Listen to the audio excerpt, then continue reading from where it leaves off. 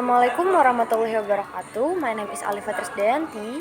So in this video, I will explain about business correspondence. Okay, first of all, I will explain about the definition.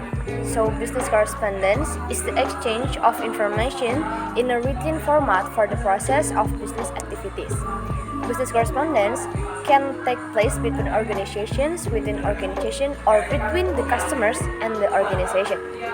Next, I will explain about the functions. First is maintaining a proper relationships. It is not always possible for any business or organization to reach to any person in particular. This will cost any business. Here, the business correspondent will be a rescue for any business. It helps in maintaining the proper relationship between the parties. Business correspondence strengthens the business. It also helps in the internal communication. It makes communication within the organization more clear and precise. Next is serves as evidence. Any written form of communication serves as evidence.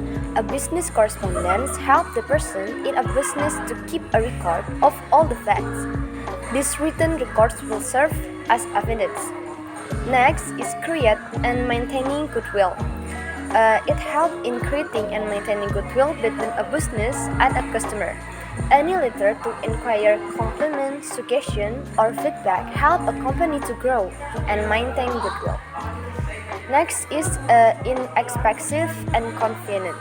It is a cheap and convenient form of business communication. Next is formal communication.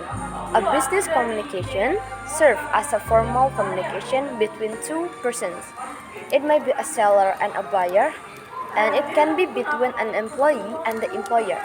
The language used is formal and logical. So it helps in removing the ambiguity and the doubt of the person involved in the business. The formal communication in business is followed and acceptable. Next is helps in the expansions of business. A business correspondence helps a business to achieve the set goal. It also ensures the expansion of a business with no waste of time and proper utilization of manpower and resources. A business can expand. Any information regarding some users or any product or market can be easily done. Even the news of the expansion of business can be spread by it. Next, I will explain about types of business correspondence.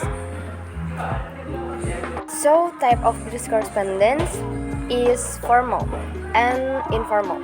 First, formal. This type of letter is usually extended for formal purpose or correspondence. So, for example, when you want to make an agreement with a client or other company, you need a business letter as an official statement. In addition, business letters are also usually used to solve various problems and when recasting sales reports. Referring to these things, a formal business letter is needed starting from the use of letterhead and others. Next is informal. So the opposite of formal letters, informal is a type of business letter that is casual and not too rigid.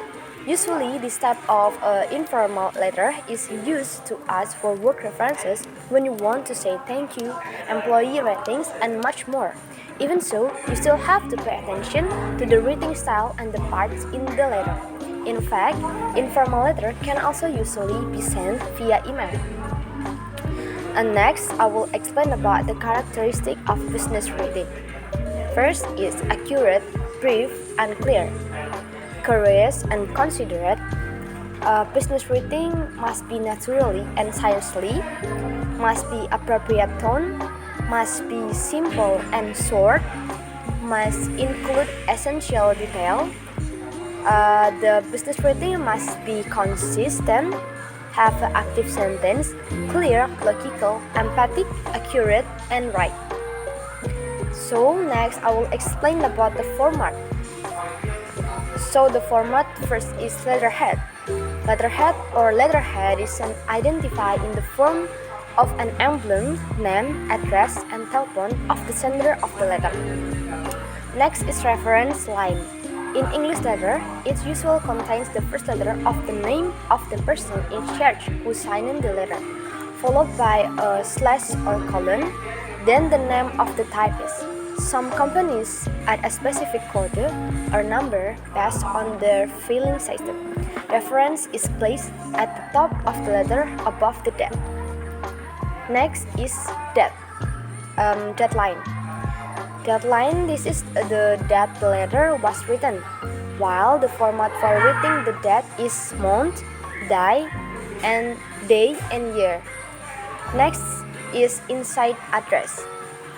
This section contains the name of the recipient of the letter, to whom this letter is addressed, and his position, the name of the company along with address. Next is attention line. So, attention line is an alternative to placing mail recipients. Next is subject line. Regarding making the recipient of the letter easier to find the intent of the letter, for example, invite, apology, and so on.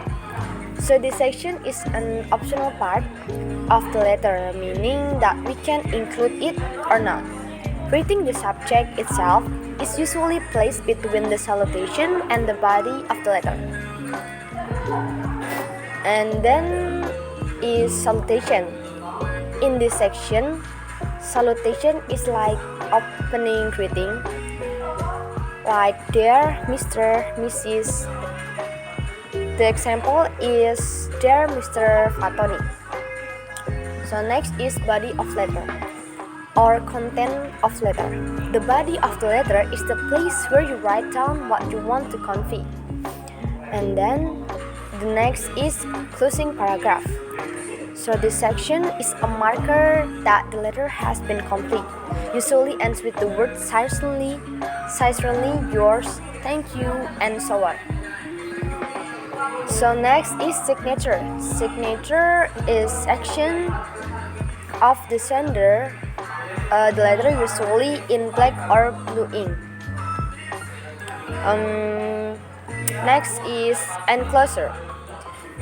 If a letter contains other document or attachment other than the letter, the author must display the number of attachment by using enclosure.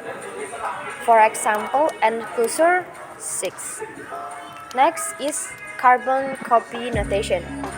So the section is used to inform the recipient of the letter that his letter is sent to parties who need to know the contents of the letter.